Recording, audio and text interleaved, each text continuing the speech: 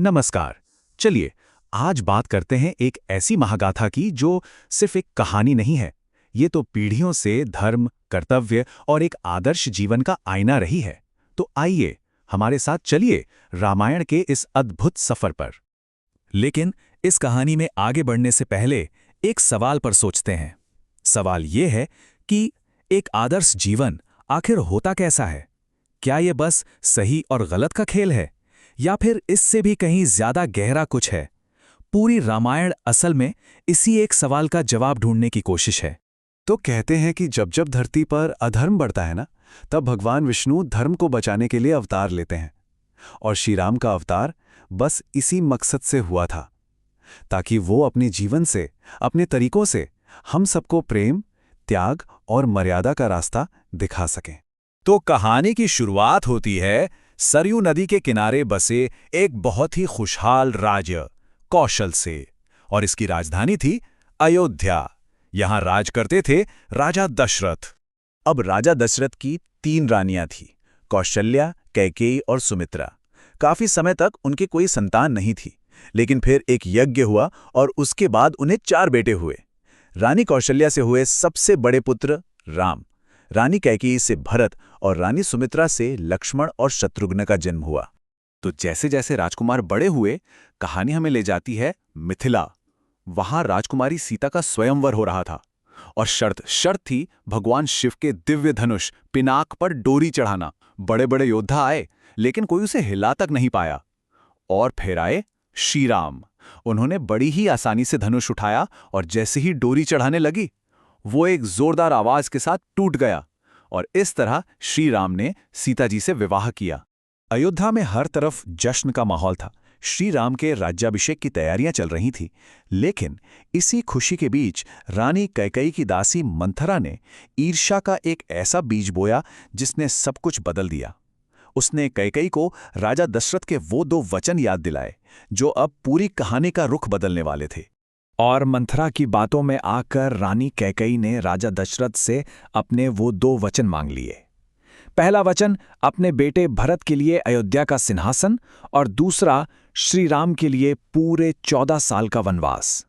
अपने पिता के वचन को रखने के लिए श्री राम ने सब कुछ बिना किसी सवाल के स्वीकार कर लिया। उन्होंने अपनी सौतेली मां की इस इच्छा को भी एक आशीर्वाद की तरह माना। और सिर्फ वो अकेले नहीं, उनके साथ उनकी पत्नी सीता और उनके प्यारे भाई लक्ष्मण, वो भी सारे राजपाट का सुख छोड़कर वन के लिए निकल पड़े। यहां से कहानी एक बिल्कुल नया मोड़ लेती है। जंगल की वो शांति अब एक बहुत बड़े संघर्ष में बदलने वाली थी, और इसकी शुरुआत हुई एक अपहरण से। शुरू में तो वनवास के दिन चित्रकूट में बड़े आराम से गुजर रहे थे, लेकिन ये शांति ज्यादा दिन नहीं टिक सकी। वहां आ पहुंची लंका के राजा रावण की बहन शूर्पणखा। श्री राम ने जब उसका विवाह प्रस्ताव ठुकरा दिया, तो वो गुस्से में सीता पर हमला करने लगी, और सजा के तौर पर लक्ष्मण ने उसकी नाक काट दी। बस अपनी बहन के इसी अपमान का बदला लेने के लिए रावण ने मारीच नाम के राक्षस को एक सोने का हिरण बनाकर भेजा। जैसे ही सीता जी ने उस खूबसूरत सोने के हिरण को देखा, उन्होंने श्री राम से उसे लाने के लिए कहा। श्री राम उसके पीछे पीछे गए और अपने बाण से उसे मार गिराया। लेकिन मरते मरते मारीच ने एक चाल चली। उसने श्री राम की आवाज में जोर से पुकारा, हे सीता, हे लक्ष्मण। ये आवाज सुनकर सीता जी तो घबरा गईं, और उन्होंने लक्ष्मण को जबरदस्ती श्री राम की मदद के लिए भेज दिया। जाने से पहले लक्ष्मण ने झोपड़ी के चारों ओर एक सुरक्षा रेखा खींची, जिसे हम आज लक्ष्मण रेखा कहते हैं। और बस इसी मौके का फायदा रावण ने उठाया। वो एक साधु का भेष बनाकर आया और भीख मांगने के बहाने सीता जी को उस रेखा से बाहर बुलाया और उनका हरण कर लिया।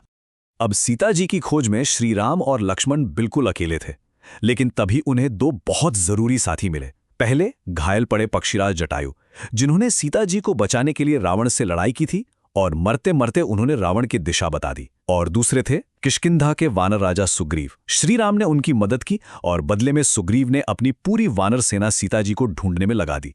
वानर सेना ने हर जगह खोज की, और आखिरकार पता चल ही गया कि रावण सीता जी को दक्षिण में समंदर पार लंका ले गया है।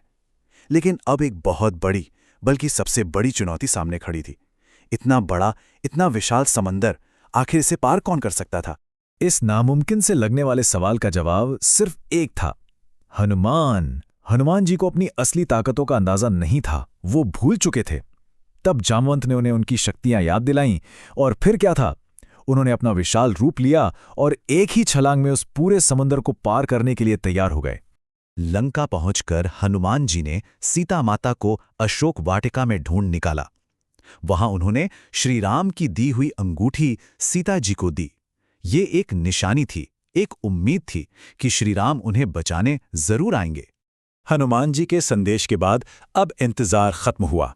अब वक्त था धर्म और अधर्म की आखिरी लड़ाई का। श्री राम और उनकी वानर सेना ने लंका पर चढ़ाई की तैयारी शुरू कर दी। पर लंका पहुंचना कैसे था, समंदर जो पार करना था? तब वानर सेना के 2 इंजीनियर नल और नील सामने आए। कहते हैं कि उन्हें एक ऐसा वरदान मिला था कि जिस चीज को वो छूते वो पानी पर तैरने लगती थी। तो बस हर पत्थर पर श्री राम का नाम लिखा गया और श्रद्धा की ताकत से समंदर पर एक पुल, एक सेतु बना दिया गया। और फिर लंका की धरती पर शुरू हुआ महायुद्ध। एक से बढ़कर एक योद्धा आमने सामने थे। अंगद ने रावण की सभा में अपना पैर ऐसा जमाया कि कोई हिला नहीं सका। ये वानर सेना के हौसले की निशानी थी। लक्ष्मण ने रावण के बेटे मेघनाद से भयानक युद्ध किया, और खुद श्री राम ने नींद से जगाए गए विशालकाय कुंभकर्ण का अंत किया। जब एक एक करके सारे बड़े राक्षस मारे गए, तो अब मैदान में बचे थे सिर्फ 2 महायोद्धा। एक तरफ मर्यादा पुरुषोत्तम श्री राम और दूसरी तरफ लंका का घमंडी राजा रावण। दोनों के बीच ऐसा जबरदस्त युद्ध हुआ कि देवता भी हैरान रह गए। आखिर में रावण के ही भाई विभीषण, जो धर्म का साथ देने श्री राम के पास आ गए थे, उन्होंने रावण की मौत का राज बताया। और तब श्री राम ने एक दिव्य बाण सीधा रावण की नाभि में मारा, और इसी के साथ अधर्म का अंत हो गया।